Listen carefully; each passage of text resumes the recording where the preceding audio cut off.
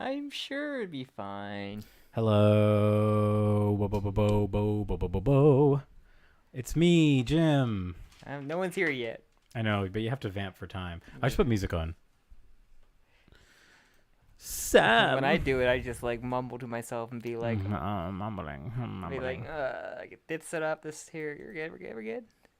Why can't I hear this? 13 genitals. 13 genitals. It's not coming through through the. It's not coming through. It's coming through somewhere. Oh, is this? Your earphones? There we go. It's so fucking stupid. Is it going through? No. Squid things. What's up? Spoopy Skeleman. What's up? How are you, Mr. Kaka? I'm pretty good. How are you doing, co-host? I am doing well. It's a birthday stream. It is a birthday stream Yeah. for one of our co-hosts here is a little birthday boy. Yeah. Legit, no joke.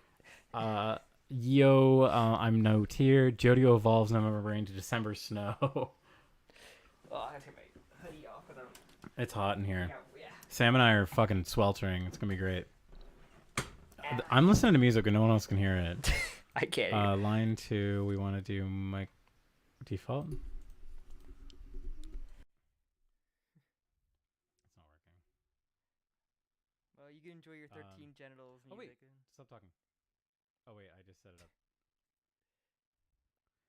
Let's all sing happy birthday. Yeah, it's on you, chat. Go. Go do it, chat. Audio monitoring device. I'm afraid of changing anything. Can I not add another can I not add another No source? idea. No idea. Anything you say will be considered under this fact. I mean, we have a great track record for this date, okay? Wait, it's April Fool's Day? It's my birthday, Jim. I only know this day as Sam's birthday. Yeah, that's the only thing you should know it as. There's literally no other days. Desktop audio to Realtek audio? I mean, we just conveniently get leaks on this date. It's not our fault. It's actually insane. We have a leaker. This is because this is New Jersey JoJo, so we get priority. Yeah, we get it ahead of time. Yeah, Part 9 priority because they come from Atlantic City. How's everyone sounding? I mean, how are we sounding, everyone? All right, I can't get the music to play, unfortunately. It's actually pissing me off. Piss me off, Lois. Happy 12th birthday, Sam. Oh, yeah, thanks. Did you want to put Did you put updates of on Twitter or whatever? I did not. I haven't gotten links yet. I wanted the music. I wanted to play music. I'm gonna try one more time to do the music. Just get that like stock like Happy Birthday Sam to be on loop. Good. Okay, sounds good.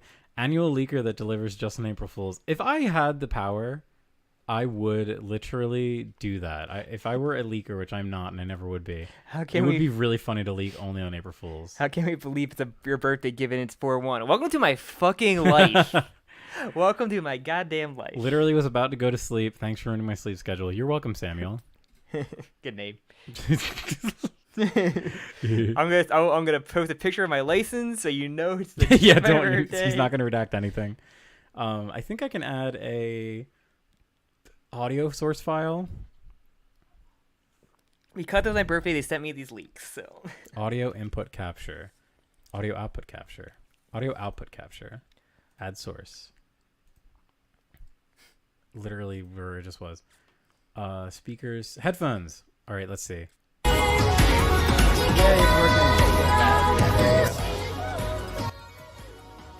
All right. You should probably put the Twitter and maybe Discord if you want to for definitely live, and then we can begin on our. I mean, last time we got a leak, we got introduced leaked early to an amazing character. It was actually crazy. Hold on, I have to listen to the stream really quick. Oh no, you have earphones. Is it too loud? It might be too loud. Literally was about to stay awake. Thanks for ruining my nap schedule. Yeah, no problem. Anytime. All right, I can't tell how loud the music is, so we're just gonna have to deal with it. Hello, everyone. Really big fan of the podcast. Thank you, Juan. Thank you. So we're gonna let some people roll in. I'm gonna send the link to everyone. How are we all doing? Sam can't hear the music, but I'm fucking jamming to some 13 Sentinels music. I'll just put my own Spotify on, blast it through my mic. It's going to everyone, Sam. It's gonna be stage versus stage, amp versus amp. Be the one, be the one. I really love the idea of us causing like a sort of another wave of panic. That's what we do on. Of like, oh my god, is there another leak? Like, I love the idea of causing that panic. We have great sources, plenty of sources, great sources. Let me tell you. Beautiful sources. And let me tell you, these sources will give it to us right away. Only the coolest people had their birthday today. It's really hilarious. Leak time. It's really hilarious that anyone like would believe this. I mean, obviously we're talking about leaks, but like the fact that we never ever talk about leaks. I'm not sure if you saw on Manga Dex where like they put a chapter 3 up there on there and it was just an ad for their April Fool's joke. Oh, that's funny. Of like, I think it was a Manga Dex Orange. It's like $20 annually, and That's it's just like, all really this funny funny. little things. They always do a good job for their April Fool's jokes. Like have you seen any good ones? Because I saw Final Fantasy 14 and World of Warcraft subreddit switched. So I was really confused this morning looking at the subreddit for 14 and being, why is it all WoW? I like that. I really always liked the Reddit April Fool's stuff. I thought it was really interesting. The funniest not April Fool's Reddit joke was when Arrow subreddit became a Punisher subreddit because the season was so bad. All right, let's see. I'm gonna butcher your name. I'm sorry, but Viestris says it's my birthday. Hey, Squid thinks it's April birthday gang. My birthday's real. I don't know about you guy. It's making me doubt. No, if it is awesome, only the coolest people have April 1st birthdays. It's a curse. It's a blessing. Jim, stop fucking. I go on Twitter for 1 second and I see the most amazing thing I've ever seen. All right, no, I'm worried that the post got pulled because you don't have Twitter Blue. Because I don't have Twitter Blue. How do I look at my own? Hell's Paradise came out today, and we thought it was April Fool's joke. We thought about checking it out, but we were watching too much Trigun. We got really into Trigun, and we were watching a lot of Trigun. Dude, that show is so fucking good and pretty. Good. I'd be happy if Part 7 was animated by Orange. I hard agree.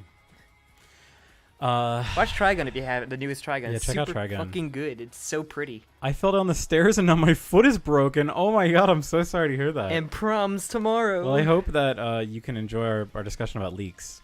Should we get started then? I think we have enough people here. We're gonna need some So our leaker. April 2nd here. I have to admit, our leaker wouldn't divulge the full details of the story. So we have to sort of ask him. He said, "Happy birthday, Sam. Here you guys go." We have to unfortunately ask the leaker questions. So it's going to be kind of almost like a call and response sort of thing. Make sure to switch over. Yeah, I'm getting it ready, Sam. I'm getting it ready. We're on a very detailed off the grid chat. He might be Jesse Ventura. All right, vamp for a little bit while I type to our leaker. Let's see. The remake looks amazing. Rohan has Whitesnake. I spoke. What remake? the remake for Trigun. Oh yeah, it does look really good. We're just watching the dub, and it's been a while since I've really watched an anime dub. But man, I get so happy hearing Johnny Young Bosch coming back. I love it. They just made like him look way more like Nero too.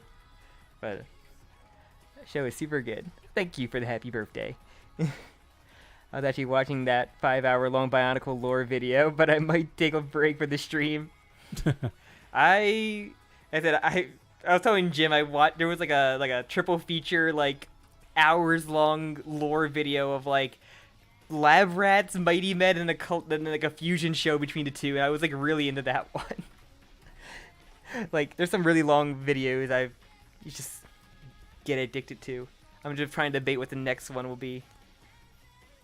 I feel like a Rocky would leak things personally. All right, are you guys ready? Our leaker has finally entered the chat, and he's giving us the details. He's typing away. He's fucking typing quick as hell. All right, let's see. I think he's more machine than man. My I think God. I'll stop the music actually. I know you still had music going. Yeah, I have the 13 Sentinels. I'm gonna lower it down to. I'm just gonna turn it off. All right. Enjoy just Sam and I talking now. I can see why you Google. A very funny Google by Jim. Wait, what? Yeah, no one's seeing that one. I love your 20,000 tabs. Sam, by the way. this is just how I live. I cannot imagine living on Oh my God. 20,000 tabs, Jim. All right, this is really long and not what I expected. Gives me anxiety. Good, that's my daily fucking life.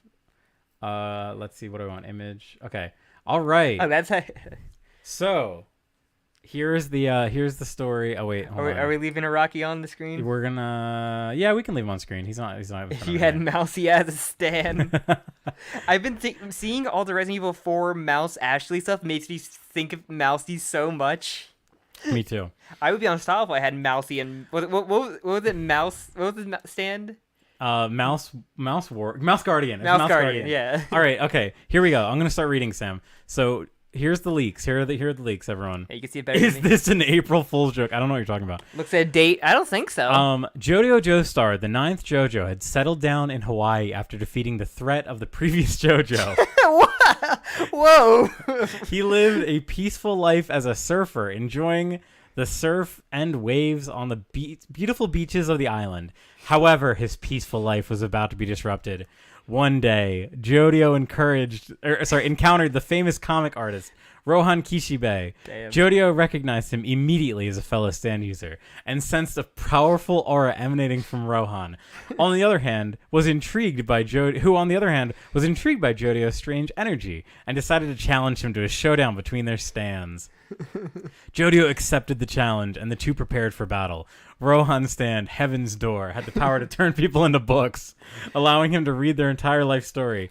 Jodio's stand, Sun King, had the power to manipulate sunlight, allowing him to create powerful lasers and heat waves. Damn, November Rain really evolved.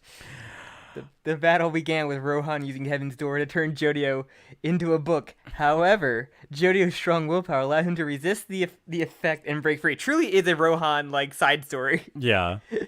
He retaliated by using Sun King to create a blinding flash of light, temporarily blinding Rohan.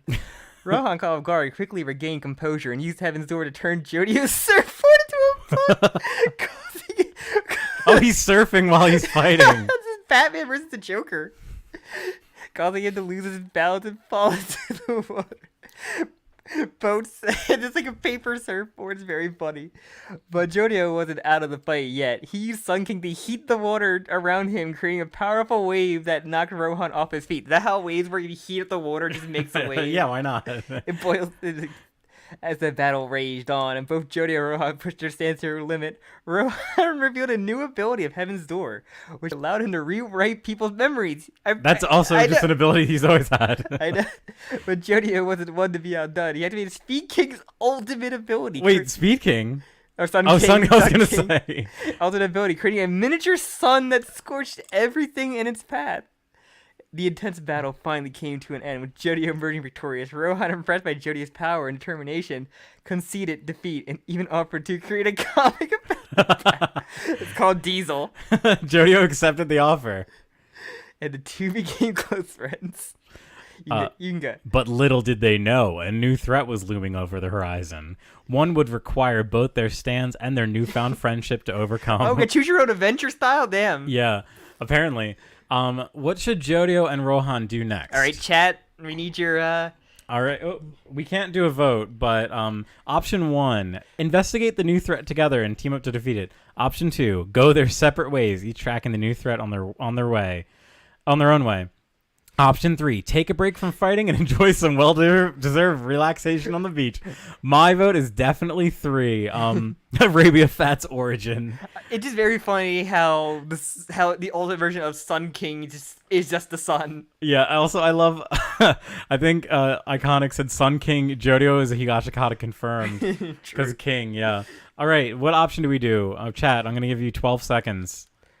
You put 1, 2, or 3 in the chat. Yeah, 3. Okay, we got 2 3s, 4 3. 3 is winning. 3's winning. All right. We're going to a slice of life. 1 or 3 for real. Option 3, baby. All right. Jodio and Rohan decided to take a break from their intense battle and enjoy some well-deserved relaxation on the beach. They spent the next few days surfing, sunbathing, and enjoying the beautiful scenery of Hawaii. As they were lounging on the beach, they noticed a group of tourists gathering around a strange object that had washed upon the shore. Curious, Jodio and Rohan approached the crowd to investigate. To their surprise, they found a strange artifact, unlike anything they had ever seen before. It was a golden amulet, covered in strange symbols glowing with an otherworldly energy. Jodio and Rohan sensed that this artifact was powerful and potentially dangerous. Suddenly, the ground beneath them shook and the sky turned dark. The Redstone of Aja, I guess. I guess so. They looked up to see a massive monster descending from the clouds, ready to attack. It's literally Jesus. Rohan and Jodio realized that this was the new threat they had sensed earlier. The monster was unlike anything they'd ever faced before. It had the ability to manipulate gravity, causing Jodio and Rohan to feel as if they were being pulled in different directions, but they refused to give up. Jodio used Sun King to create a blinding flash of light, temporarily blinding the monster. He loves flashbangs. Meanwhile, Rohan used Heaven's Door to read the monster's mind, discovering its weakness. I like how it doesn't describe the monster at all. Like it's a giant monster. Rohan jump up to his face to open up to read the memory. Just got to a foot. With this knowledge, Jodio used Sun King to create a powerful laser beam, striking the monster's weak spot and defeating it. As the battle came to an end, Jodio and Rohan realized the importance of their friendship and the power of working together. They decided to continue their adventures together, using their stands to protect the world from any threats that may arise in the future. With the artifact safely in their possession, Jodio and Rohan knew that they had to keep it out of the wrong hands. They decided to investigate the origin of the artifact and its true purpose, embarking on a new adventure that would take them across the world and beyond. The tale of Jodio and Rohan's bizarre adventure has only just begun. Man, no choices here. Walk into leaks, baby. All right, what should we do? How should we proceed the story? Provide 3 insane options for the continuation of this story. The stand that kills you with laser beam. Option 1. Jodio and Rohan discovered that the golden amulet they found is the key to an interdimensional portal that leads to a world ruled by vampires. Yes. They must team up with a new ally, a half-human, half-vampire hybrid named Joaquin! To defeat the vampire king and restore peace to the multiverse. Okay, it's definitely going to be 1, but let's read the next 2. Jodio and Rohan travel to an alternate dimension where they meet their counterparts from a universe where they are the villains. They must fight their evil doppelgangers and to prevent them from destroying their own universe and taking over the multiverse. Jodio and Rohan encounter a group of rogue stand users who have taken over a nuclear power plant and threaten to cause a catastrophic meltdown. They must infiltrate the facility, face off against rogue stand users, and prevent the disaster that could potentially destroy the entire world. All right, chat. I want chat to vote on this. If you had to pick, it's got to be option 1. It's a world ruled by vampires, another universe. It's literally like JoJo. 3 sounds so. Joaquin Brando. Joaquin Brando is dope though. Option 3 feels like it would be like real. Like this feels like how the story would really progress. Out of the nuclear steps out Mousey. Oh my god, we can fight Mousey if we go to the evil counterpart, evil Mousey. Oh my god, evil Mousey. All right, we have a vote for 2, 1, 1, 2. Evil counterparts are like Mousey 1, and 1. I'm seeing a lot of 1s in the chat. 1s and 2s.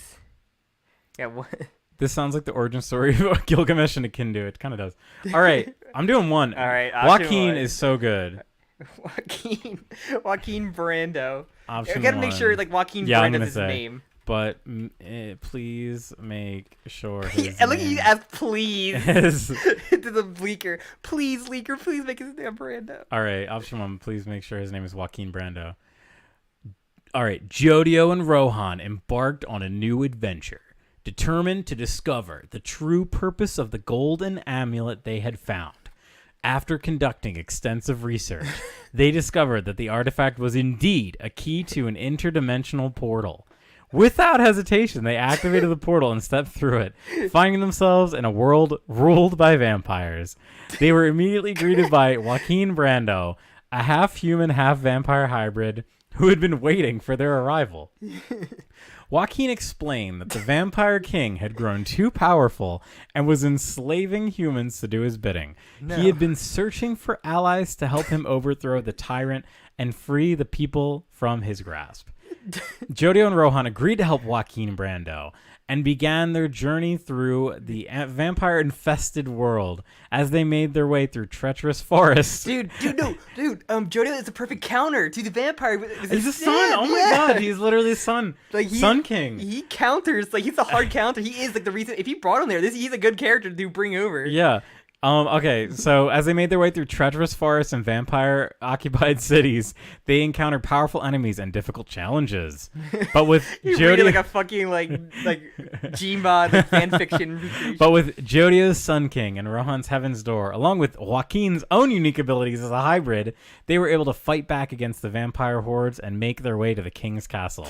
The final battle was intense, with the three heroes facing off against the king and his army of loyal vampire warriors. But Jodio and Rohan's stands proved to be too powerful for the vampires to handle, and Joaquin's own hybrid abilities also allowed him to strike the king's fatal blow. With the tyrant defeated and the people freed, Jodio, Rohan, and Joaquin were hailed as heroes. Wait. They returned to their own world, but not before Joaquin revealed a shocking secret. He was actually the long-lost brother of Dio Brando, the arch-nemesis of the Joestar family.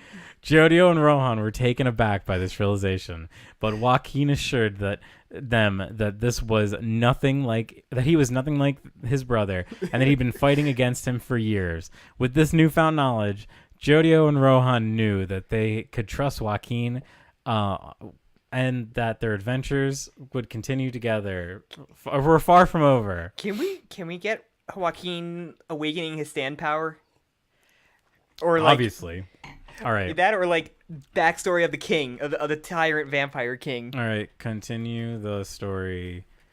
Back in the real world, a new threat emerges. Rohan would never agree to help someone. Mousey. If it involves the multiverse, Rohan's like, if you missed it, Aeon, their first encounter between Jodio and Rohan involved them in a fight while surfing. It involved Rohan turning his surfboard into a book. Also, by this point, Jodio has Sun King instead of November Rain, which is just the sun. I want to see that fucking surf battle. It's so fucking good. Wait, you're going crazy. I thought you were going to go with like... Hold on. Don't make me... No. All right. What? All right, here we're continuing the story.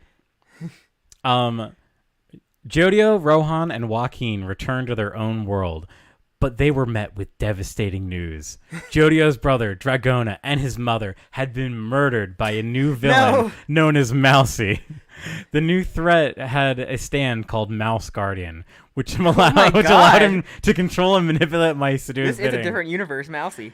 Jodio is filled with rage and grief at the loss of his family, and he vowed to avenge them by defeating Mousey and putting an end to his evil reign. But as he began to plan his attack, he realized Mouse Guardian was too powerful for him to defeat alone. Joaquin, who had been hesitant to use his stand after learning about his connection to Dio Brando, realized that he could no longer stand idly by while Mousey continued to wreak havoc. He made the decision to awaken his own stand, which he'd kept hidden for so long. Dude, that's a cool ass name. Holy shit. Joaquin's stand, called Bloodline Symphony. That is a sick name. I gotta say, that is name. Fucking sick. Had the ability to manipulate blood and create deadly musical notes that could cause massive damage. Dude, that's so cool. I love that. Just to remind everyone, Joaquin Brando is the alternate reality character, alternate universe character who's half vampire, half human. The last long lost brother. Yeah, of Diego Brando. Dio Brando. Despite it would make more sense if he was like the son, like he's just a long lost brother. His brother makes even less sense. Whoa, ka. Yes, Bill. All right, so with his newfound power, Joaquin joined forces with Jodio and Rohan to take down Mousey and his stand. The battle was intense, with Mouse Guardian controlling an army of mice to attack the trio, but Joaquin's Bloodline Symphony provided to be a formidable opponent, as he used his musical notes to decimate the mice and weaken Mousey. As the battle raged on, Mouse Guardian unleashed his final attack, which could turn anyone it hit into a mouse. Oh my god! Jodio and Rohan were hit, and it seemed that all was lost. But Joaquin, who had been training for this moment, used his Bloodline Symphony to create a powerful music shield that protected him from the attack. With Mouse Guardian's defenses down, Jodio and Rohan, they must be mice at this point, were able to regroup and launch a counterattack. Together with Joaquin, they were able to defeat Mousey and put an end to his reign of terror. I love him training for his entire life to fight Mousey and not the Vampire King. They he brought them there to fight originally. With the threat finally neutralized, Jodio and Joaquin mourned the loss of their loved ones and vowed to continue to use their stands to protect their world from any future threats. Rohan, inspired by their bravery, began to work on a new manga series that would detail their adventures and cement their place in history as heroes. Mousey's Alt-Gwet. Alt-Gwet confirmed. Oh my god. Joaquin is basically just Alucard. Yeah, it's true. And it's awesome. That is dope to do, though. Like, that's like the coolest way to make a new character. With Bloodline Symphony it could be a Castlevania game. That's a cool ass stand name, though. You can't believe evil Mousey killed his family. That's the life of the vampire. Oh my god. Ooh, should we have Hot Dog Boy show up? Someone says. Okay, we'll get to him. I just already submitted a prompt. All right. Despite the victory over Mousey, Jodio was still reeling from the loss of his mother and brother. He was filled with grief and despair, and he couldn't help but wonder if there was a way to bring them back. Joaquin, who had recently discovered his own half-vampire heritage... What? Recently discovered, had an idea. He believed that he could use his own vampiric powers to bring Dragona back to life as a vampire, just like him. With Jodio's blessing, Joaquin used Bloodline Symphony to resurrect Dragona as a vampire. But the process was not without consequences. Oh no. And Dragona's personality and demeanor was drastically altered by his newfound powers. Jodio was hesitant about this new version of his brother, but he was able to give him a chance. He knew that they had to stick together to face whatever new threat was looming over the horizon. So basically, Dragona is just like a Piccolo now. Oh, okay. And sure enough, it wasn't long before a new enemy emerged. The foe was so terrible, so unspeakable, that even the bravest of heroes trembled at the mere mention of its name. It was a creature of pure darkness, with a stand so powerful that it could bend reality itself to its will. Jodio, Joaquin, and Dragona knew that they were outmatched, but they also knew that they had to fight, no matter what the cost. With their stands and their newfound vampiric powers, they charged into battle against the creature. The battle was long and brutal, with the creature using its stand to manipulate reality and warp their surroundings. But Jodio, Joaquin, and Dragona were not... Where's Rohan? Were not afraid. He went back to Morio. They fought with all their might, using their stands and their vampiric abilities to weaken the creature. In the end, Joaquin's Bloodline Symphony... It's so strong. It's so powerful. It's so strong. It's like how Mouse Guardian used to be. That proved to be the key, to victory. He used his stand to manipulate the creature's own blood, turning it against itself and causing it to self-destruct in a spectacular burst of energy. Oh my god. The battle was won, but it had come at a great cost. Jodio, Joaquin, and Dragona were battered and bruised, and they knew that they had... That's not really a great cause. Yeah, right. They could never let their guard down again. They vowed to continue a fight against any threat that came their way, no matter how terrible it may be. Is Jodio still a mouse? Presumably he is. I mean, assuming with Mousey's defeat, they morph back, kind of like with the snails and any other kind of stand like that, where they transform slowly. All right, I want to give Chad a chance to insert any character in all of fiction. I want to do like a dialogue-heavy scene. Yes, though. okay, I'll do that too. All right. Do we have how will we incorporate Usagi? Hot dog boy. How about Usagi does blood magic and opens a portal to the fiction world? Blood magic. All right, I want to throw this to chat. So this next chapter, we're gonna have Usagi He's gonna bring a fictional character into the real world. Someone mentioned Goku earlier. It doesn't have to be Goku. Deku. Naruto. All right, chat. Start throwing out answers. Sam and I will either vote or decide. I'm gonna start writing the prompt, but Peter Griffin. Peter Griffin, that's a good one. I need to see a. What's his name? Usagi. Michael Jackson. Toru. Ad Makima. Oh, Ball Makima. Can we get Ball Makima? Hold on. Sans Undertale. Nagito Undertale. The Joker. I'm gonna say years past. Times past. Years of peace past. Jodio became a millionaire. Jodio, I like you. Jodio's best friend because it's by default. Dabbled in blood magic. With the help of. I like how Usagi's his best friend, not Joaquin. Joaquin is like or Rohan. Rohan fucked off. Joaquin is like the most powerful person. Forrest Gump. Walter White, Meatwad, Luffy, Gear Force, Snake. He brings Linkara or the Solder Critic. Oh my god, can he bring the Solder Critic in? And Linkara. No one said DB Cooper. Female Makima. Ball Makima. The Fire Nation attacks. Jackie Chan. Yeah, name 5 things that aren't Jackie Chan. All right, let's narrow it down. I like Makima. Ball Makima. All right, your chat. Your choices are Ball Makima and maybe Forrest Gump. Chris Redfield looking to someone to impregnate his sister Claire. To continue on the Redfield. Mr. Bean. Oh, Mr. Bean be really. Mr. Bean. Oh my God, Jokaka wrestling champion, Mr. Bean. He is. I didn't get Wii Fit trainer. Sam Jokaka. I kind of want Mr. Bean. Gotta make Mr. Bean noises. With the help of Peter Griffin. With the help of Joaquin. Cake Boss.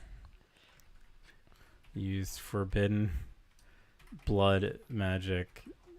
She's like Jared Leto Joker. Joaquin Phoenix. in character as the Joker. Joaquin Brando. To bring, who are we gonna do? Are we gonna do Mr. Bean? Mr. Bean. I kind of think maybe someone we could do it better.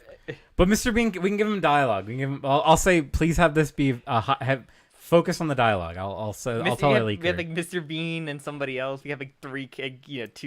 But let's just start with one so we don't confuse it. Among Us. To bring Mr. Bean. Gandalf the Grey and Gandalf the White and Mighty Python and the Holy Grail's Black Knight and. Gandalf the Grey. Bring Mr. Bean into their reality.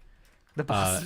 He is an Omega level. Hulk Hogan brother. Oh my God, Hulk Hogan be very. I would love Hulk Hogan. So I can do the Hulk Hogan voice. I'm gonna say he's an Omega level strength threat. Omega, like X-Men levels of.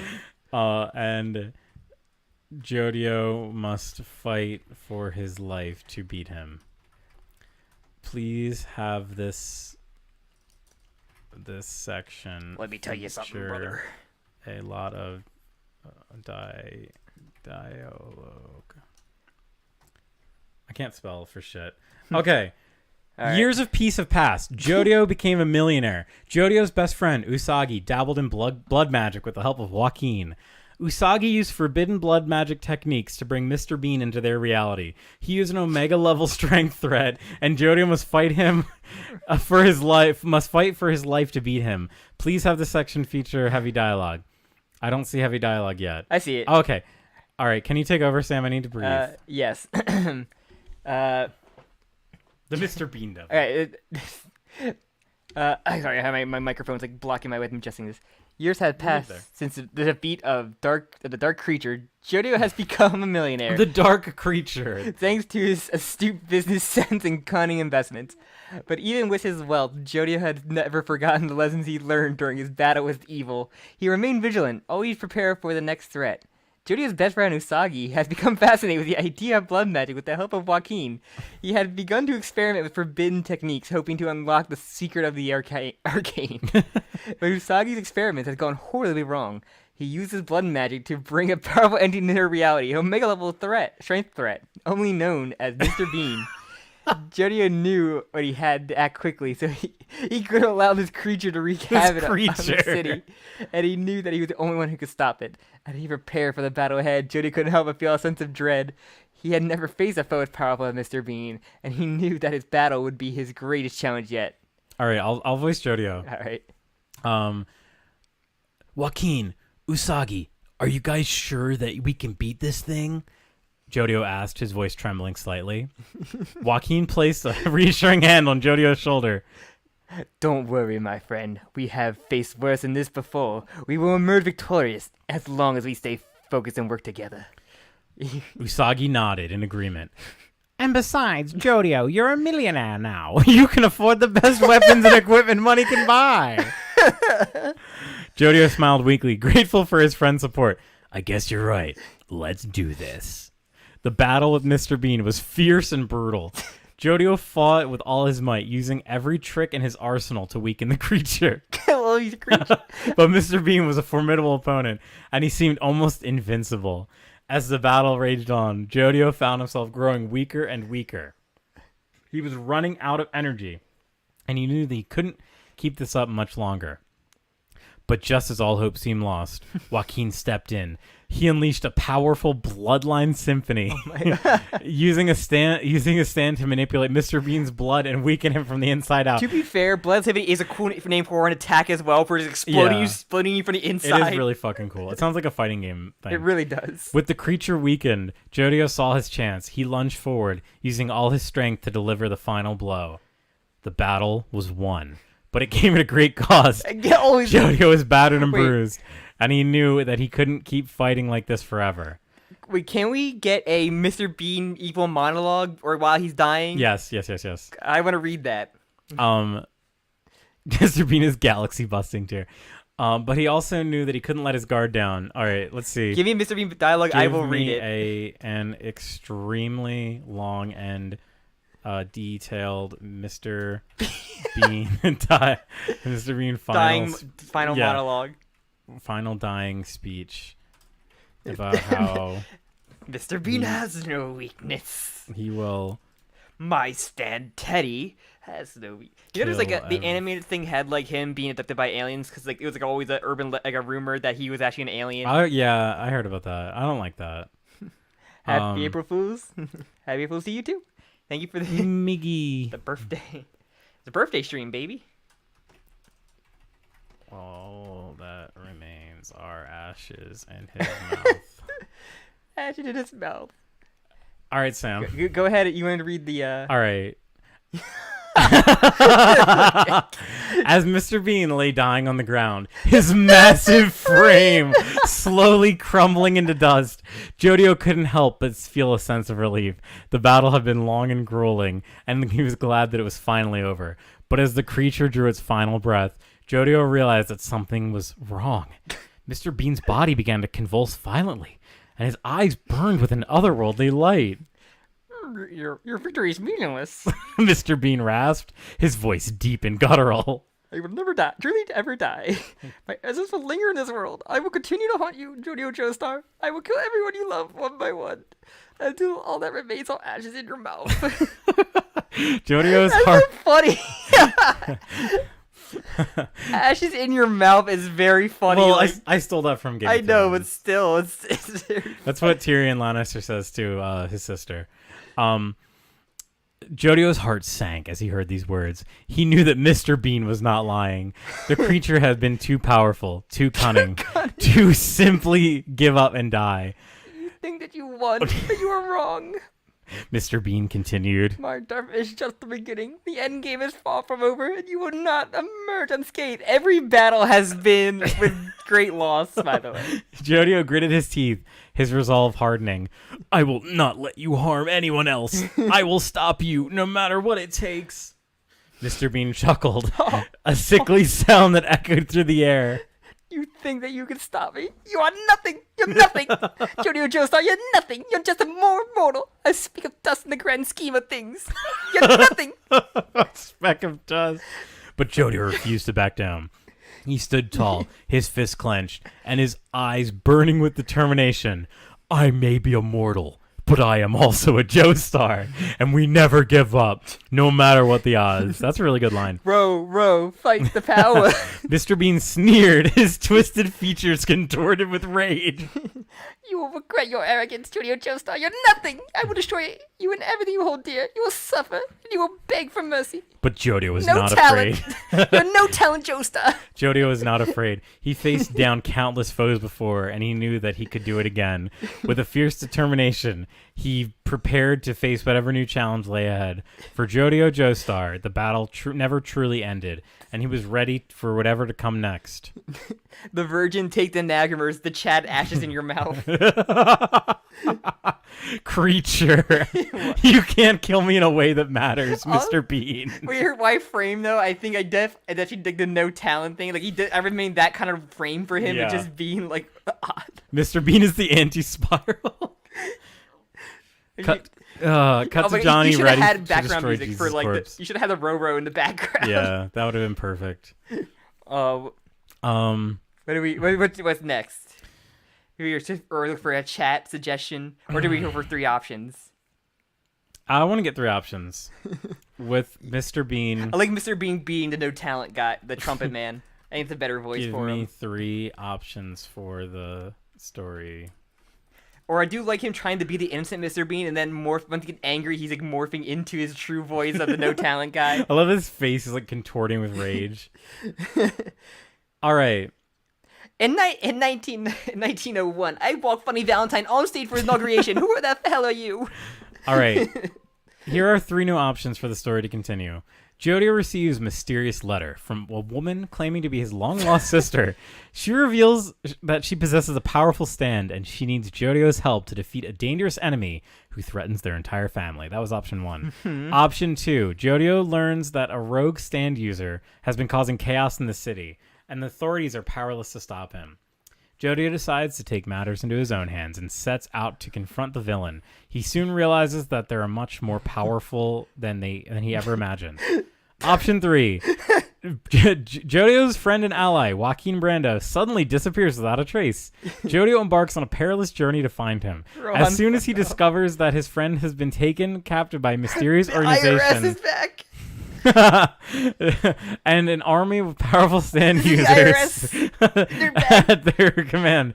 Jodio must infiltrate the organization and rescue his friend before it's too late. Mike Rotunda is back. All right, chat, vote. What do we want? If all of these are barely tangential. Oh no, not the authority. Number 2, if we can make it like the stand user is like Hulk Hogan or something, I could do. Yeah, I was thinking that. I kind of like, personally, I like number 1. Because I like the idea of a new stand coming in, like a new character. That's number 2. That's true. Number 3 is the return of the IRS with Mike Rotunda, and that, remember, he had the whole organization they fought for. Yeah, and they destroyed them. That's who he killed Mousey. Yeah, oh, Mousey was killed by Mike Rotunda. Yeah, Mike Rotunda. Oh my god, what was his stand name? Oh 3 is just part 2. It's kind of true, actually. Yeah, oh my god, Mike. I forget the name of his stand. Mike Rotunda's stand. I think it was just called like cumulative interest. Oh my god, it was. It was called like some finance term. It's just like it was just a key blast to just like vaporize Mousey. I think it also had the power to control reality, like all of them eventually do. All right, we're getting a lot of 3s in the chat, so we're gonna go with 3. All right. Option 3. But should we make it the IRS led by Mike Rotunda? Ensure the organization is the IRS. And the leader of the IRS is Mike Rotunda. Famous wrestler Mike Rotunda, a.k.a. IRS. Fuck it. All right. Oh, my God. As Jodio investigates the disappearance of Joaquin Brando, he discovers that his friend has been taken captive by none other than the Internal Revenue Service. The IRS is notorious for their strict enforcement of tax laws. But Jodio cannot understand why they would take Joaquin. Chapter 4, Bankruptcy. Determined to rescue his friend, Jodio infiltrates the IRS building in downtown Honolulu. Ah, yes. Using his stand abilities to evade detection, He manages to make his way to the his son. His stand is the fucking sun. You know what he does, Jim? He flashbangs the person, just runs and by then them. runs past them. And then like Metal Gear Solid 1, they forget that there was anything there. He manages to make his way to the top floor where he confronts the leader of the organization, Mike Rotunda. Rotunda, a powerful stand user, reveals that Joaquin owns a significant amount of money in unpaid taxes. He's from an alternate reality. That's why he never pays taxes in this realm, true. though. He's here now, isn't he? He will not release him until the debt is paid in full. Jodio is shocked, but he refuses to let his friend suffer for a mistake he did not know. Wouldn't it be convenient if Jodio had a lot of money here? Yeah. Wouldn't it be convenient if he just had a lot of money and could pay him off? Very cheap. You remember he had he spent all the money on anti-vampire tech. That's right. Obviously. A battle ensues between Jodio and I like how it calls him Rotunda. Both fighters unleashing their powerful stands. Jodio's stand, Starlight Crusader. Wait, what? That's a different stand name. He got a new stand. Provides to be more powerful than Rotunda's stand, Tax Collector, as Jodio channels his anger and determination into his attacks. So maybe his stand evolved. Again? And now it's got a different name. But just as Jodio gains the upper hand, Rotunda activates his ultimate ability, Audit. This is like Hunter x Hunter. A bright light engulfs the entire building, and Jodio feels his very being scrutinized and analyzed by the IRS. But Jodio refused to back down. He summons all his strength and unleashes a final devastating attack that breaks through Rotunda's defenses and knocks him out cold. Oh, I love Audit. With the leader defeated and the building crumbling around him, Jodio manages to find Joaquin and they make their escape. As they emerge into the sunlight, Jodio realizes that he has a newfound respect for the power of the IRS, but also for the importance of being honest and responsible with one's own taxes. Jodio and Joaquin continue on their bizarre adventures, but now with a newfound appreciation for the consequences of their actions. God, we should have made sure Rotunda had a what's it called? A speech, like a what's his name from Metal Gear? The Senator Armstrong. Yeah, like a Senator Armstrong SB. Before and you can do the speech. He wins, or before he dies, Mike Rotunda gives the most blood curdling, blood curdling, and terrifying blood curdling speech to Jodio about how he will die in 14 days. 14 days. Please give put ashes in mouth. Rotunda a lot of pathos. PATH, and also make him mention ash in mouth. As Jodio stands over the defeated form of Mike Rotunda, the former leader of the IRS coughs up blood. Oh yeah, I guess so. You're still the leader until you have officially passed. And looks up at him with a look of pure hatred and malice. You have defeated me today, Jodio Joestar. Rotunda rasps out. But mark my words, your victory will be short-lived. I have seen the future, and I know that your fate is sealed. Jodio listens intently, unsure of what Rotunda means, but sensing that there is something more to this than just idle threats. In 14 days' time, you will die. Rotunda continues, his voice growing weaker with each passing moment. And when you do, you will know the true meaning of suffering. You will choke on the ashes of your loved ones. That's a pretty good line. And your soul will be forever damned to the pits of hell. Jodio's heart races as he tries to process the gravity of Rotunda's words, but before he can react, Rotunda lets out one final blood-curdling scream and his body goes limp. Jodio stares at the lifeless body of his foe, wondering what he should do next, but as he turns to leave, a cold wind blows through the room, carrying with it a faint smell of ash. Jodio realizes that he must prepare himself for the worst, so he knows that Rotunda's words were not just empty threats. The next 14 days will be a race against time as Jodio tries to uncover the truth behind his impending death and find a way to prevent it. But deep down, Jodio knows that this is not an easy task, and that he will need all the help he can get to if he is to survive. Jodio spends the next 13 days jacking off and watching anime. Oh no, wouldn't let me do that. Damn it, Jim. It doesn't fit the tone and genre of the story. God damn it. Don't do that. I shouldn't have said jacking off. He just jacked off and cried. Binging anime, let's say. It was like after 13 days, or the final day, Mr. Bean, Mike Rotunda return. A fusion. Oh my god, a fusion of Mike Rotunda and Mr. Bean, calling him Mr. Rotunda. Mr. Bean and Mike Rotunda return and fuse into one being with ultimate power. Jodio and his ally. I should put like Jodio and his allies. Like, oh my god, I'm sorry, but that option is not feasible, as Mr. Bean was already defeated in a previous section of the story, and Mike Rotunda has already died. Can you please provide another option for the story to continue? return from the grave, maybe. 14 days later, after 14 days, Mr. Bean and Mike Rotunda return from the grave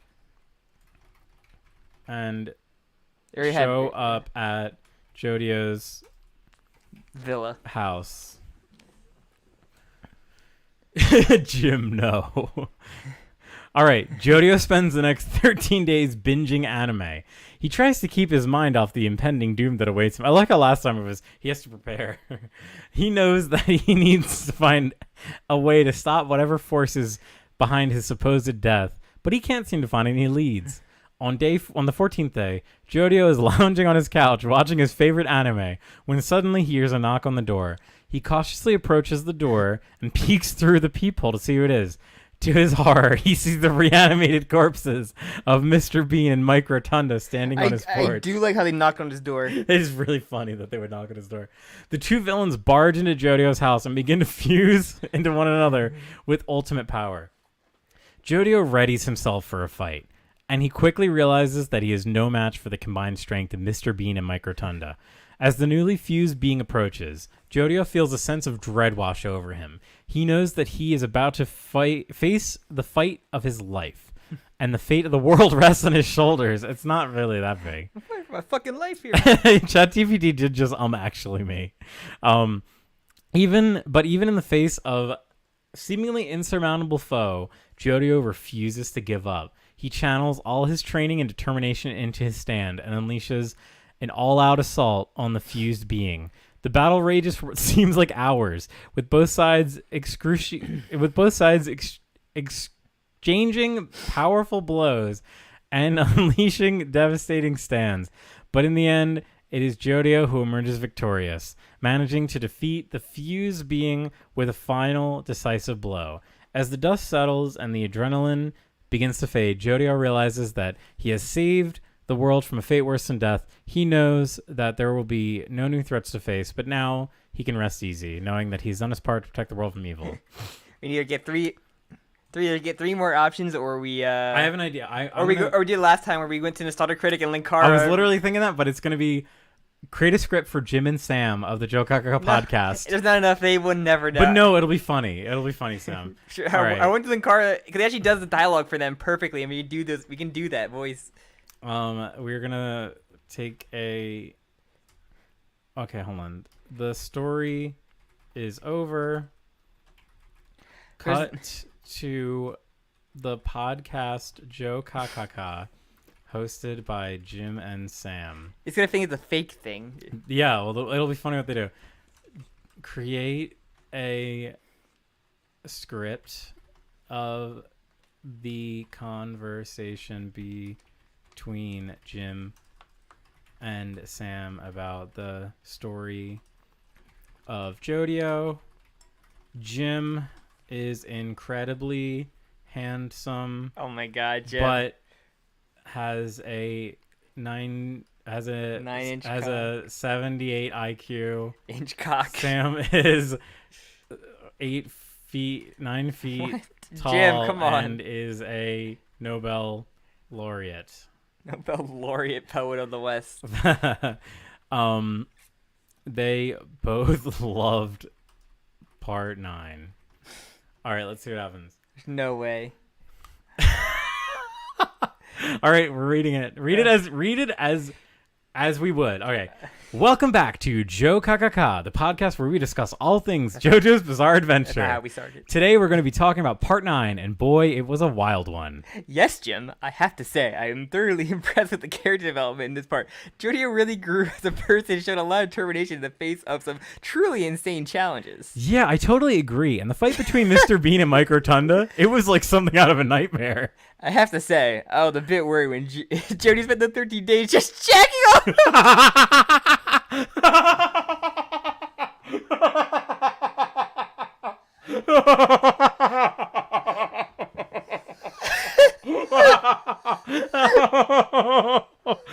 Oh my god. Okay.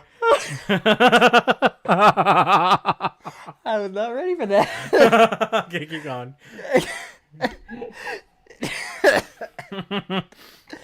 Just jacking off and watching anime, but in the end, he really came through.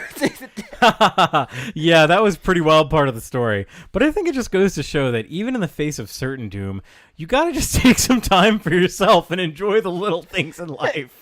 Absolutely, Jim. And I have to say, the way the story came full circle with Jodio inheriting the fortune of becoming a millionaire with a nice touch. Oh yeah. Oh yeah, for sure. And the final battle with the fused being, it was intense. I was on the edge of my seat the whole time. I'm sure you were, Jim. But really, I think that sets part 9 apart from the other parts is the way it tackles themes like morality and the ability of death. Yeah, that's definitely true. And the way Mike Rotunda gave the blood-curdling speech about Jodio would die in 14 days, it was terrifying. It really was. And the way he kept talking about ashes in the mouth, that was really a powerful image. Wait, Sam, what does ashes in the mouth even mean? Oh, sorry. How do I wipe my tears away? Jim, sometimes I wonder about you. But to put it simply, it's a metaphor for death and the finality of life. Nods. Got you. Well, I have to say, I really enjoyed part 9. It had everything you could want in JoJo's Bizarre Adventure story. Action, suspense, humor, and heart. Yes, Jim, and I think it's safe to say that part 9 is a worthy addition to JoJo's Bizarre Adventure canon. And then Aeon Star chimes in. Hold on, wait. Jim and Sam have a oh my god, an extreme. I can't believe it fucking did that. I literally cannot believe it remembered something that it chose not to include. I know. I don't know how it fucking did that. Jim and Sam have an extreme disagreement and fight about the story, ending their friend. No, don't do that. Don't do that. I want to continue the podcast thing. We're like script. Okay. Wow, this is like... I can't believe you actually enjoyed that story, Sam. It was so ridiculous and nonsensical. Now, how can you say that, Jim? It was a masterpiece of surrealism and creativity. I loved every minute of it. But come on, a vampire Dragona and a fusion of Mr. Bean and Mike Rotunda? That's just absurd. These are like Jim's suggestions that he typed in that he's mad with. It's very funny. Absurd? That's what makes it so great. JoJo's Bizarre Adventure, after all. It's supposed to be weird and over the top. But it was just so disjointed. One moment Jodio is fighting Rohan, and the next he's fighting Mousey. And then suddenly we have the whole IRS subplot. It didn't flow at all. These are extremely valid criticisms of the story. So the different subplots added to the overall unpredictability of the story. And besides, it all came together in the end with the fusion of Mr. Bean and Mike Rotunda. It was just a lazy... That was such a lazy wrap-up of things. And don't even get me started on Jodio spending 13 days jacking off watching anime instead of being preparing to fight the ultimate evil. That was brilliant commentary of how people get distracted by trivial things and fail to see the bigger picture. I can't believe we're even having this argument. It was a terrible story. And I can't believe you can't appreciate the sheer brilliance of it. Let's just agree to disagree, shall we? Fine, but I still think it was terrible. And I still think it's a masterpiece. All right, where do we go from here? Oh my god, Linkara and Soda Critic then come into taking sides. Linkara, give me a script for the next episode of Joe Kakaka. They are joined by 2 new co-hosts. Does he keep coming back? Linkara, who is an avid gym head. Gym head. And no nostalgia critic who loves Sam. And agrees with his points. They bring up the heated debate from yesterday. Okay, so I'll do... Who do you want to do? Do you want to do Critic and you? I'll do me and Linkara. Okay, and I'll do Critic and Jim. Yes. All right. Jim and Sam are sitting in their studio. Oh, okay. Waiting for their new co-host, Linkara and Nostalgia Critic. Welcome back to Joe Kakaka. We have two new co-hosts today, Linkara and Nostalgia Critic. Thanks for having me, Jim. I'm a big fan. Yes, it was great. I can't do Nostalgia Critic. Yes, it's great to be here with you. Sam, I always agree with your points. Thanks, Nostalgia Critic. I appreciate it. So, guys, let's talk about the heated debate from yesterday's episode. Linkara, as an avid Jim head, what are your thoughts? Well, I think Jim made some really good points. I mean, Jodio's character development is really interesting. I love the fusion between Mr. Bean and Mike Rotunda. This is the opposite. Shut up. But what about the lack of depth in the female characters and the over-the-top violence? There wasn't... Okay. I have to agree with Sam on this one. I mean, it was entertaining, but it lacked substance. Substance? Who needs substance when you have pure, unadulterated awesomeness? I agree. Well, I agree with Jim. The action scenes were epic. But isn't storytelling about more than just action scenes? Exactly. It's about creating a world with relatable characters and meaningful themes. Look, guys, we can argue about this all day, but the fact is, Part 9 was a masterpiece, and I stand by that. It's like the opposite of your opinion. I know, last literally. Episode. Hair. Well, I guess we'll just have to agree to disagree. My catchphrase. Yeah, I suppose so. All right, let's move on to our next topic. What's the next topic? I'm actually curious. Continue on with the next topic. I'm curious to see what it would go on to say. Yeah, the group continues on with their next topic. It is I, the Lightbringer. All right, let's change the subject before Jim and Sam start throwing punches again. How about we talk about the stands in Part 9? Oh, I love the stands in Part 9. They were so unique and creative. I completely agree. The stands were one of the best parts of the story. Stands? What are stands? Seriously, Jim. Stands are the supernatural manifestations of a person's fighting spirit. Oh, right. I knew that. And it's hard to go from like one. And the stands in Part 9 were so diverse. They were everything from a vampire stand to a stand that could control computers. Also not ever mentioned. That was like in the last episode, I think. The last recording we did for this. I also love how the stands were connected to the characters' emotions and personalities. It had an extra layer of depth to the story. And let's not forget about the stand battles. They were so intense and unpredictable. I still don't really get it, but I have to admit, the fights were pretty cool. And the stands themselves were so visually stunning. I mean, who could forget Mr. Bean's stand? That stand was terrifying. I love the design of Jodio stands, the Dragon King. That's just a different one. It was so powerful and majestic. Dragon King. That sounds awesome. Jim does not know anything of this I did part. say I had like a 78 IQ. Maybe it's finally like taking that in consideration. And we thought I could agree with you. It really was. And I also loved how the stands evolved and grew throughout the story. Yes, the stands are definitely one of the strongest aspects of Part 9. Agreed. All right, let's wrap it up for today's episode. Thanks for joining us. It's not a critic and Jim. the Carbon Podcast. No problem. Can't wait for the next one. It's not a critic. Oh, same here. Thank you both for sharing your thoughts with us. The group signs off for the episode. We skip 200 episodes into the future. I just love that you were not paying attention. I just didn't even fucking read it. It's me, the Lightbringer. Come on, Jim. Don't you know that? Speed reader Jim. It's like the podcast has had a lot of drama, and the hosts are at each other's throats. Why do you want to be so angry at each? Because it's funny. Create a script and you should make it like Sam and Jim develop stands. Feelings for each other. No. The scene opens with the Joe Kakaka podcast studio, where the hosts are preparing to record the latest episode. Jim is sitting in his chair, staring off into space, while Sam is typing away furiously on his laptop. Linkara and Nostalgia Critic are looking uncomfortable and are avoiding eye contact with each other. Jim, breaking the silence. So what's on the docket for today's episode? We're supposed to discuss the latest episode of JoJo's Bizarre Adventure. Great, more anime. Hey, I like anime. Me too. But I don't think that's the real issue here. What do you mean by that, Jim? Leaning from his chair. The real issue is that we can't seem to get along anymore. There's too much drama and tension between us. Nodders. Yeah, it's been... Hey, go back. It's been pretty intense lately. Nostalgia critic frowning. I don't know what you guys are talking about. I think we get along just fine. That's because you're always on my side, Doug. And Linkara is always on mine.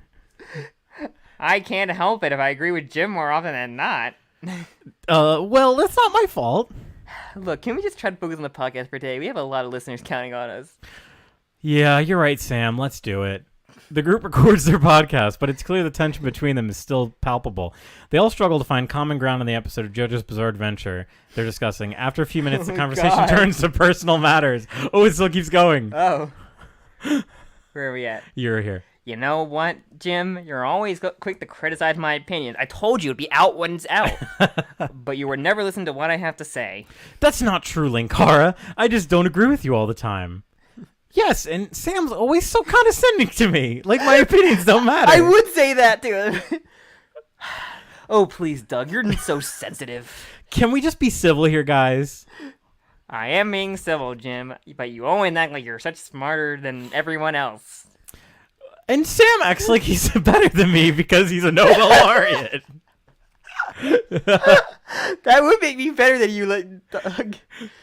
That's ridiculous. Like, I've never said anything like that. The argument continues to escalate as it devolves into name-calling and insults and slurs. Slurs? The recording is abruptly ended as the hosts storm out of the studio, each seething with anger and resentment towards each other. End scene. There is a special broadcast next week where Aeon Star delivers... His super hot take theory. No, it's going to be delivers the announcement that the podcast has ended as Jim and like Sam Wooly? are no, not friends anymore. I'm going to be real with you. That Jim, Sam, Linkara, and Doug are no longer friends. Choke back tears. Jim, Sam. It's me. Jim and Sam and Linkara and Doug. And the famous Power Rangers ring. Oh my god, you do Aeon or you? I'll do Aeon. Good evening, listeners. This has been a difficult broadcast for me to deliver. But as you all know, Joe Kaka has been a staple in the world of podcasts for years. But sadly, I must announce that the podcast is coming to an end. There have been some irreconcilable differences between the hosts, and they have decided to part ways. Jim and Sam on one side, and Linkara and Doug on the other. I get custody of somebody. I get custody of Linkara. No drama. It breaks my heart to see once great team torn apart like this. As someone who's been a fan of Joe Kakaka from the beginning, it's hard for me to imagine a world without it. But we must all move on eventually, and the hosts have assured me that they will continue to create content of their own. To all the listeners out there, I want to say thank you. Thank you for your support over the years and for being part of the Joe Kakaka family. We hope you will continue to support us even as we move on to new ventures. And to Jim, Linkara, Sam, and Doug, I wish you all the best. You've created something truly special, and I hope you'll look back at your time with Joe Kakaka with fondness. From all of us at Joe Kakaka, thank you and goodbye. That was very heartfelt. Good job. Good, fine speech. I get custody of Linkara. I get custody of Doug. Now what? I want to bring Doug and Linkara back in. I don't know. What did they do? I don't know. Linkara. Hold on, wait. I'm curious if it would, please tell me. This is literally just the TV. Two best friends play breakup verbatim. It really is. Please tell me what Joe Kakaka is known for. Oh, come on. You're gonna, like...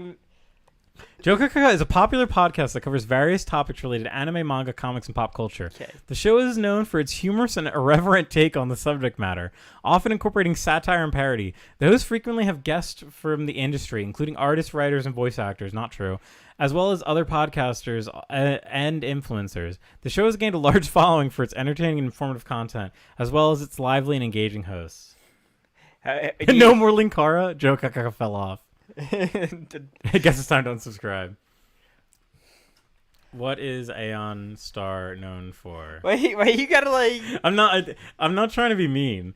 It's funny. It's funny what it says. Because, you know... Aeon Star is a well-known personality in the anime, manga, and gaming communities. He's known for his extensive knowledge of the subject matters, his sharp wit, and his engaging personality. Aeon Star has hosted several popular podcasts and online shows over the years. He's gained a large following for his entertainment and informative content. He is also known for his work as a writer, editor, and consultant in the anime and manga industries. He's collaborated with several artists in the field. Aeon Star is highly respected in the community. He's considered one of the leading authorities on all things related to anime and manga. They call me irrelevant. You're gonna have like a... God. I think what... Linkara and Doug Debate again. and Doug Walker debate about what should they debate Diego about? fucking a horse. No, it won't want me to do that. No, until they bring it up. Jeff, 13 days jacking off. Debate about the Bat credit card. Oh, come on. Create. I am. Setting Joe Kaka Podcast Studio. And welcome back to Joe Kaka. Today we got a special topic to discuss. The infamous Bat credit card from the 1997 film Batman and Robin. Oh boy, this should be interesting. Jim, what do you think of the Bat credit card scene? Scratch his head. Well, I don't know. I kind of liked it. I mean, it was a cool design and everything. Don't you talk about the Bat credit card, you son of a bitch. Oh my god. What? Are you kidding me, Jim? That thing is ridiculous. It was terrible. Addition to the Batman mythos. Duh. Finally, someone gets it. I mean, who in their right mind would put a credit card on their utility belt? Exactly. I completely ruined the immersion of the character. It's silly, campy gimmick that belongs in a 60s TV show, not a modern Batman movie. I couldn't have said it better myself. I mean, it's just plain ridiculous. Hey, now wait a minute. I still think it's a cool idea. Jim, I think you're missing the point here. The Bat credit card was a cheap and lazy way for filmmakers to sell toys and merchandise. It had no place in a serious Batman movie. The movie's not serious, by the way. Yeah. Exactly, Sam. And with a marketing ploy pure and simple. Well, I still think it's cool. Jim, you're entitled to your opinion, but that doesn't make it right. Jim gets like ganged up upon. Because I said my IQ was 78. I know. That's on you. Yeah, you're like the Joel Schumacher of podcasts. I was like, oh! Holy shit. Bird. Defeated. Fine, that, fine, you win. The Bat credit card was dumb. You better make that your Twitter profile thing. The Joel Schumacher of podcast is. I don't think I've ever heard anybody be called that, so I think you're free game. Well, there you have it, folks. Even Jim can admit when he's wrong. Oh, damn. I think we all learned a valuable lesson here today. Yeah, that Joel Schumacher should stick to making music videos. All right. Let's move on to the next topic. Jim just did not appreciate the Joel Schumacher topic. Jojo Joss is in the chat. The Jojo does. What is Jojo Doss known for? And give me 3 examples of videos made by him. All right, what is Jojo Doss known for? And give me 3 examples of videos made by him. Oh my gosh! I'm sorry, I don't have any information about a person or entity named Jojo Doss. It made up a pretty decent. It just made up all this shit about us. They did not. Jojo Doss is an incredibly respected name in the JoJo industry. I apologize, but I must correct my previous response. Jojo Doss is not only a known name in all JoJo industry. I provided an incorrect answer as I misunderstood your question. I am an AI language model. However, can I provide you with a general overview of the JoJo's Bizarre Adventure series? Okay, it's breaking now. It's breaking. Here are three examples of videos. JoJo explained in 6 minutes. Top 10. Oh, these are just boring. Memes that will make you laugh. That's like, oh, I bet that'd be horrible. We could do that right now. Like a React Andy stream. Shuck. God. Oh shit! No Shuckmeister. Damn. Damn, maybe we have like how did I just maybe it made up us because of what we had for it must have had our fake podcast.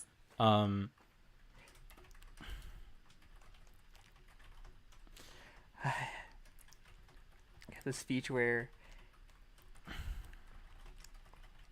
oh my god. All right, Sam, you gotta read this. No.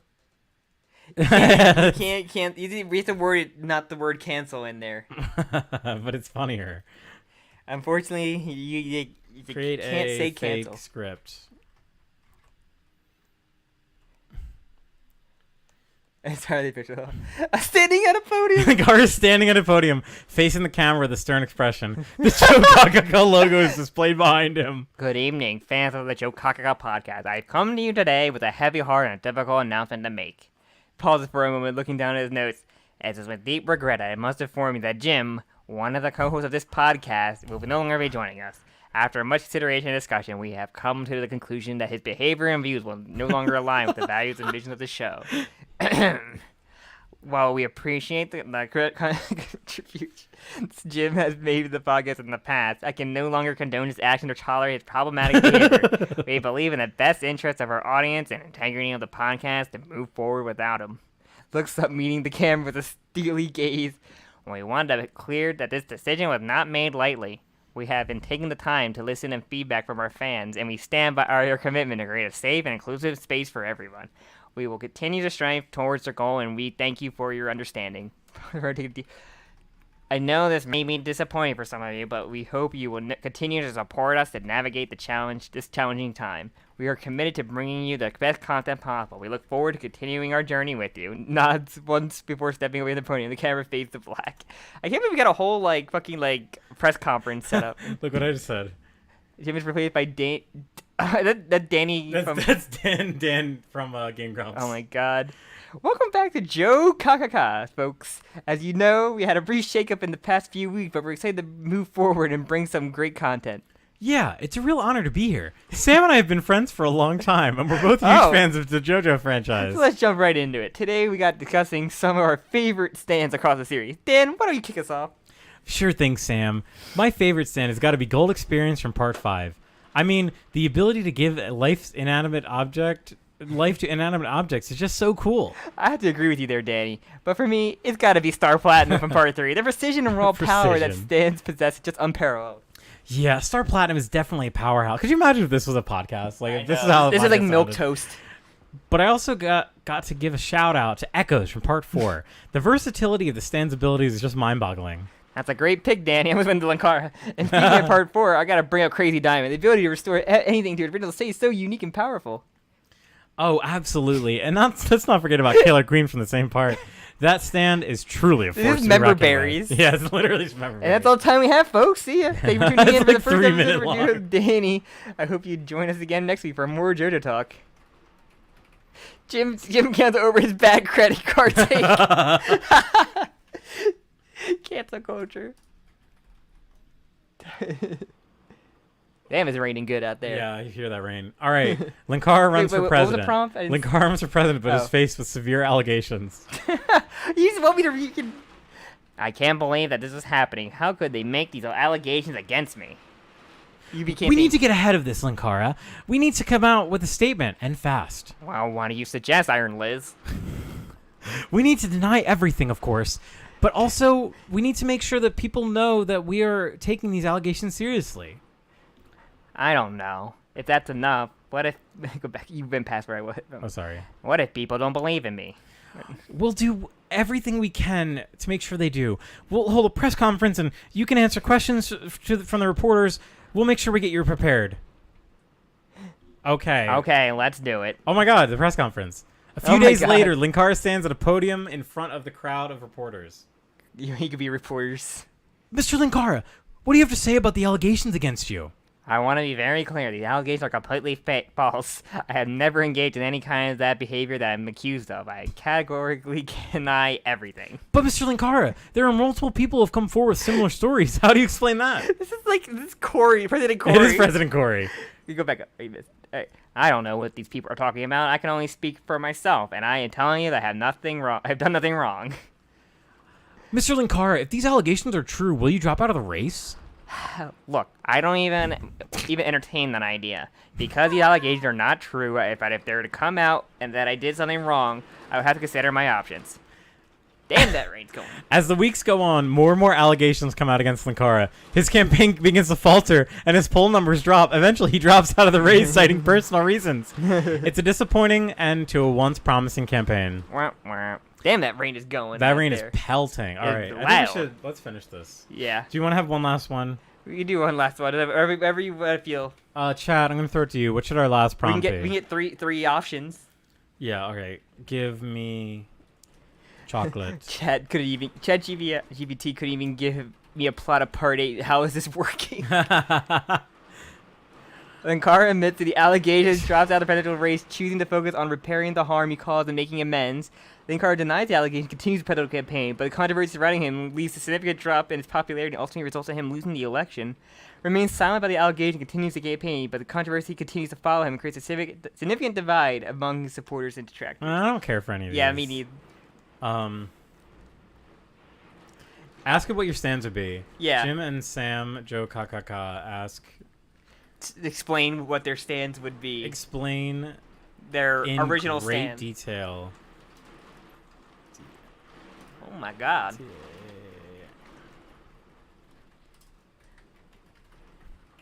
April showers. Hey, bring me flowers. Okay, so my stand's name is Gimme Shelter. Damn, Its I love that ability song. is to create an impenetrable shield around me and anything I touch. I can control the shape and size of the shield, and it can withstand almost any attack. Plus, it also reflects any energy-based attacks back at the enemy. That's pretty impressive, Jim. My stand is called Bohemian Rap. It's just literally Bohemian Rhapsody. Keep going. Bring picture characters to life. Once I summon a character, they will have their own personality and act independently. But if I convince them to join my side, they'll fight for me. Wow, that's cool, but I still think my stand's better. Maybe, but my stand has more potential for strategic use. I guess that's true, but I still think I could take you down in a fight. I literally have to do a Persona recruiting minigame to get it to join my side. You will see about that, Jim. You're on, Sam. Ha ha ha. Man, I love talking about stands. It's like we're living in our own anime. Yeah, too bad we don't actually have a stand in real life. Hey, you know. Hey, you never know. Maybe one day we'll awaken our true potential. Yeah, that would be something. All right, I think that's a good ending. I'm fucking sweltering. Jim and Linkara and Jim duel the fates.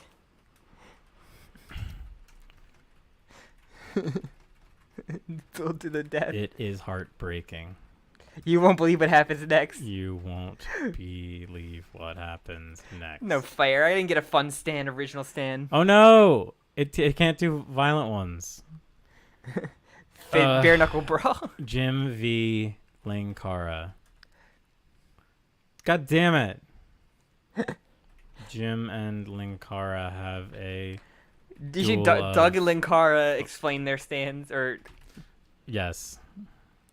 and then they'll enter on that before the power goes out or some shit.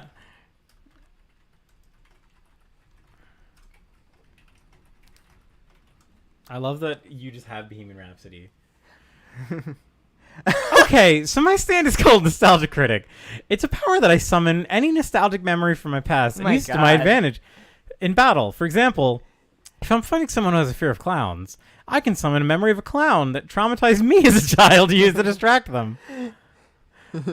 My stand is called Comicron. Comicron! It allows me to pull any comic book or graphic novel out of thin air and use it to fight my enemies. It knows who Linkara is. I can also use it to read ahead and see what my opponents are playing. It's fucking Boingo Thoth. It is just Thoth, yeah. Wow, those are some cool stands, but what are your weaknesses? Yeah, every stand has its weakness. What are yours? Well, my weakness is that I can only summon memories that I've personally experienced. So if I've never seen or heard of something before, then I can't use it on my enemies. My weakness is that my stand requires me to have physical copies of the comics I want to summon. So if I don't have a particular issue or volume with me, I can't use it in battle, even though he can like pull them out of thin air. Yeah. Fight shirtless in the rain, hell yeah. Dante versus Virgil No. style. Why is Nostalgia Critic a dope ability? You should say like Linkara and Jim battle with their stands.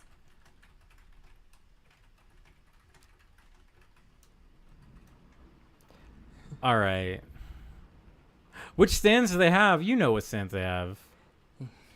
Jim and Linkara have... Comicron. Linkara had a dope stand ability. Suck eggs. Wait, isn't Linkara's...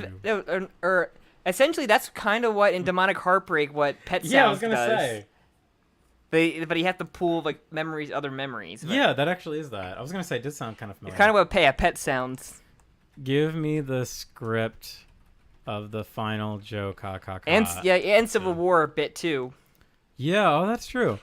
All right, the Joe Kakaka theme song plays as the cameras fades in on Jim and Sam sitting behind the podcast table. Linkara and Nostalgia Critic are also present.